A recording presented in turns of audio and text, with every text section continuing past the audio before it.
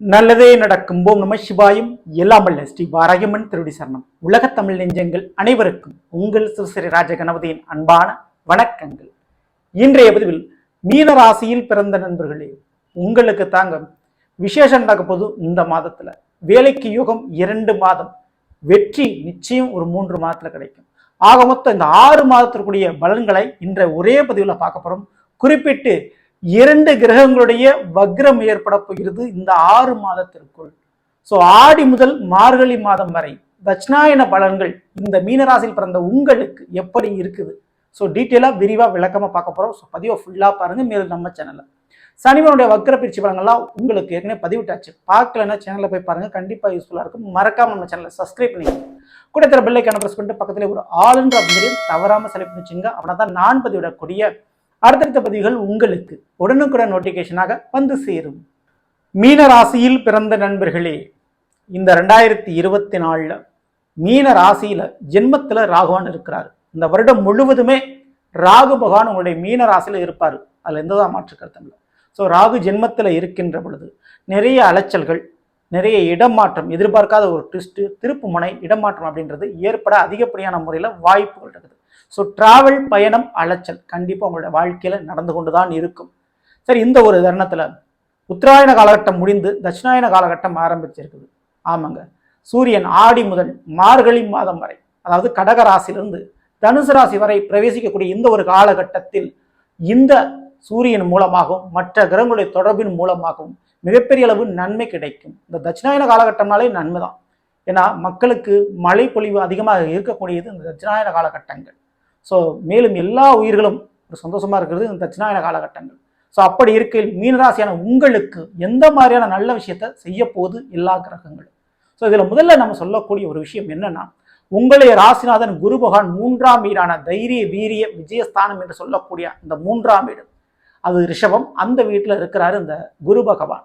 So புதிய முயற்சிகள், புதிய உத்வேகங்கள் உங்களுக்கு நிச்சயமான முறையில் இருக்கும். வாழ்க்கையை புதுசாக வாழணும், புதுசாக ஏதாவது பண்ணணும் அப்படின்னு எதிர்பார்க்குறவங்க தாராளமாக இந்த 2024 உங்களுக்கு ஒரு வாய்ப்பை கொடுக்கும். அதுல தான் மாற்றுக்கிறது.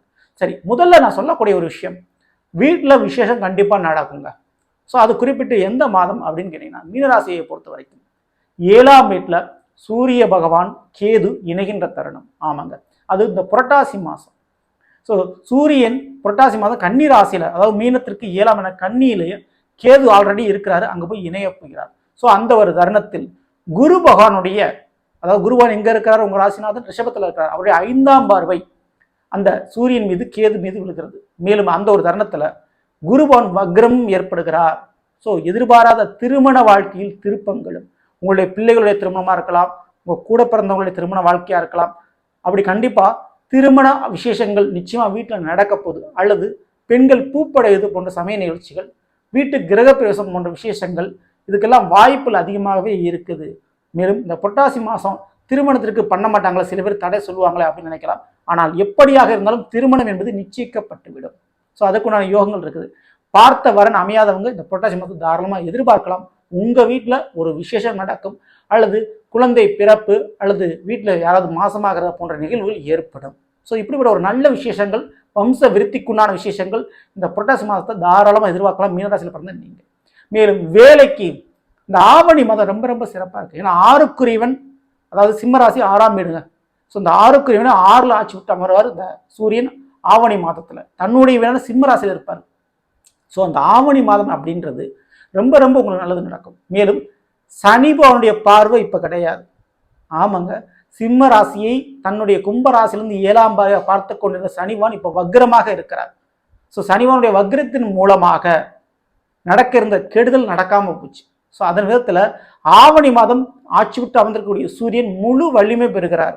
உங்களுடைய மீனத்திற்கு அது 6ஆம் வீடாக நிகழ்ந்து, 6ஆம் வீடுங்கிறது வேலையையும் குறிக்கும்.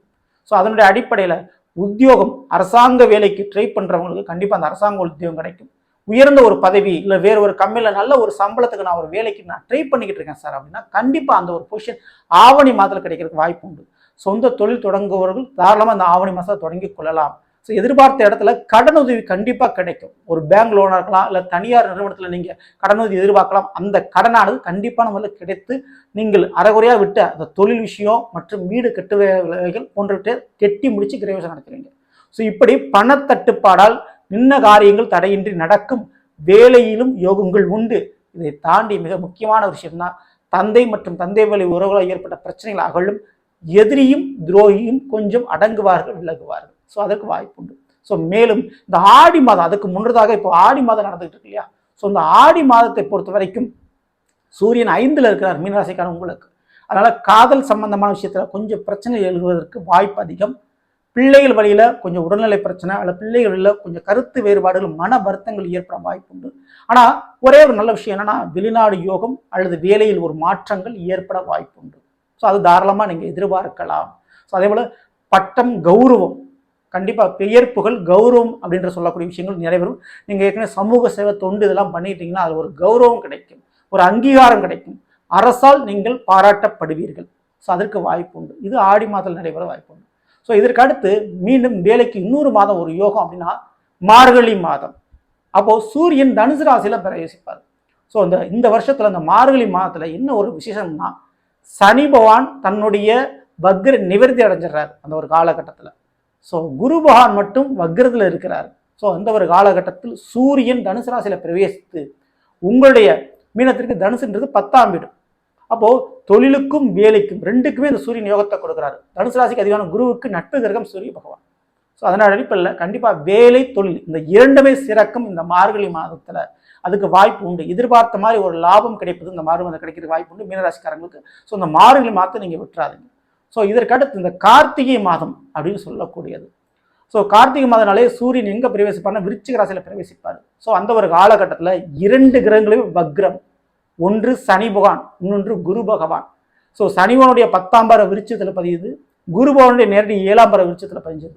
ஆனால் அந்த 2 கிரகமே வக்ரமாக இருப்பதால் 2 கிரகத்தினுடைய பார்வையால் நிச்சயமா எந்த விதமான மாற்றம் நடைபெறாது. ஆனால் அங்கே சூரியன் இருக்கின்ற பொழுது அதுதான் கார்த்திகை மாதம். ஸோ கார்த்திகை மாதம் முழுவதுமே விருச்சிக ராசியில தான் இருப்பார் சூரியன். ஸோ 2 கிரகங்களுடைய பார்வை இல்லாமல் சூரியன் தனித்த முறையில் இருக்கிறாரு. மேலும் மீன ராசியான உங்களுக்கு சூரியன் 6ஆம் வீட்டுக்குரியவனாக இருக்கிறாரு. அவர் 9ஆம் வீடான விருச்சகத்தில் இருக்கிறாரு. அப்போ உங்களை விட வயது மூத்தவர்கள், ஸோ உங்களோட மேல அதிகாரத்தில் இருக்கக்கூடியவங்க, உங்களோட பதவியில இருக்கக்கூடியவங்க மற்றும் அரசாங்க வேலை பார்க்கக்கூடியவங்க அல்லது அரசியல்வாதிகள், இப்படி பெரிய ஒரு பதவி அதிகாரத்தில் இருக்கக்கூடியவர்கள் மூலமாக ஏற்பட்ட தொந்தரவு, தொல்லை, பிரச்சனை, ஒரு கோர்ட்டு கேஸ் வழக்கு பிரச்சனைகள், அப்படி வயது மூத்தவர்களால் ஏற்பட்ட தொல்லைகள் அவர்களே எதிரிலாக இருந்து உங்களுக்கு ஏதாவது பிரச்சனை கொடுத்தாங்கன்னா அப்படிப்பட்டவர்கள் நல்லவர்களாக உருமாறுவார்கள். ஸோ அவர்கள் நட்பாக இனி பழகக்கூடிய தருணமாக இந்த கார்த்திகை மாதத்தில் ஒரு ட்விஸ்ட், ஒரு திருப்பு முனை உங்களுக்கு ஏற்படும். மேலும் உங்களுக்கு என்ன வம்பு வழக்கு பிரச்சனைகள் இருந்தால் அது சும்மா முடிச்சுக்கிறதுக்கு இந்த ஒரு காலகட்டத்தை எதிர்பார்க்கலாம். மேலும் கண்டிப்பாக அரசாங்க வழியிலிருந்து ஒரு நன்மை நடக்கும் இந்த கார்த்திகை மாதம் கூட. ஸோ அது தாராளமாக நீங்கள் எதிர்பார்க்கலாம். ஸோ இது எல்லாத்தையும் தாண்டி ஒரு மிக மிக ஒரு முக்கியமான ஒரு மாதம் என்னன்னா ஐப்பசி மாதம். ஸோ இந்த மாதத்தில் எப்பேற்பட்ட கடனாக இருந்தாலும், எப்பேற்பட்ட நோயாக இருந்தாலும், எப்பேற்பட்ட எதிரிகளாக இருந்தாலும் இந்த ஐப்பசி மாதத்தில் மீனராசியில் பிறந்த உங்களுக்கு அழியும், குறையும், மறையும். ஸோ இந்த ஐப்பசி மாதத்தை தாராளமாக நீங்கள் பயன்படுத்திக்கங்க. அந்த மாதம் உங்களுடைய கடன் பிரச்சனை, நோய் பிரச்சனை, எதிரி பிரச்சனை 3மே தீர்றதுக்கு ஒரு சான்ஸ், ஒரு வாய்ப்பு கண்டிப்பாக கிடைக்கும். பல உறவுகள் உதவி செய்வதற்கும் பல வழிகளை வாய்ப்புகள் கிடைப்பதற்கும் யோகமான மாதம் இந்த ஐப்பசி மாதம். ஏன்னா அந்த ஐப்பசி மாதத்துல தான் சூரியன் நீசம் அடைகிறார், பலம் இழக்கிறார். மேலும் அந்த வீட்டை இது சூரியன் நீசம் அடையக்கூடிய துலாம் ராசியை வேற எந்த கிரகங்களும் பார்வையோ தொடர்போ இல்லாமல் இருக்கு. அதனால கண்டிப்பா இந்த ஐப்பசி மாதம் மிகப்பெரிய அளவு உங்களுக்கு நிம்மதி கிடைக்கும். லாபம் கிடைக்கிறது இல்லையோ, நிம்மதி கிடைக்கும், அது உறுதியான முறையில். ஸோ இப்படிப்பட்ட மாதங்களை பயன்படுத்திங்க. ஆக மொத்தம் இந்த ஆடி முதல் மார்கழி மாதம் வரை உங்களுக்கு தொன்று தொட்டு அடுக்கடுக்காக நல்ல விஷயங்கள் நடைபெற போகுது. ஸோ இந்த தட்சிணாயன காலகட்டங்களில் மீனராசியில் பிறந்த நீங்கள் தவறாமல் பண்ண வேண்டியது தட்சிணாமூர்த்தியினுடைய வழிபாடு, பிரதோஷ வழிபாடு. இந்த 2 வழிபாடுகளும் தொடர்ந்து பண்ணுங்க. நிச்சயம் உங்களுக்கு எதிர்பார்த்த நன்மைகள் நடக்கும். சரிங்களா? ஸோ நல்லது, நாம் இன்றைய பதில் மீன ராசியில் பிறந்தவர்களுக்குரிய பலங்களை பற்றி பார்த்தது. நிச்சயமா உங்களுக்கு பயனுள்ள நினைக்கிறேன். பிடிச்சிருந்த லைக் பண்ணுங்க. மேலும் நண்பர்களுக்கும் உறவினர்களுக்கும் மறக்காமல் ஷேர் செய்யுங்கள். இதுவரை நம்மளுடைய சேனலை சப்ஸ்கிரைப் பண்ணாமல் இருக்கவங்க சப்ஸ்கிரைப் பண்ணிங்க. கூட இந்த பெல் ஐக்கானை பிரஸ் பண்ணி பக்கத்தில் ஒரு ஆளுன்ற ஆப்ஷன் தவறாமல் செலக்ட் பண்ணிச்சுங்க. மேலும் அடுத்த நிதிப்போம். நன்றி, வணக்கம். நல்லதே நடக்கும். ஓம் நம சிவாயம். எல்லாம் வல்ல ஸ்ரீ வாராகியம்மன் திருவடி சரணம்.